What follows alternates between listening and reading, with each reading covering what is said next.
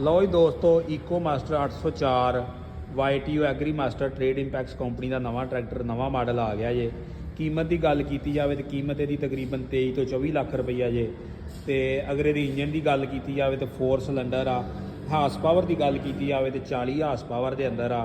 तो 4x4 tractor जे। तो अगर गेयरां की गल की जाए तो गेयर ये 4 हाई तो 4 लो गेयर आ। डैशबोर्ड इनू डिजिटल मिल जाता जे। बैक साइड तो ट्रैक्टर चैक कर लो, PTO दी स्पीडां इनू 2 मिलदियां जे, 540 चक्कर और 720 चक्कर। टायर साइज की गल की जाए तो 11/2/24 का टायर साइज आउंदा जे। अगले टायरां की गल की जाए तो 6/50/16 का जिहड़ा अगला टायर साइज इहदा आउंदा जे। बैक साइड इहदी चैक कर लो।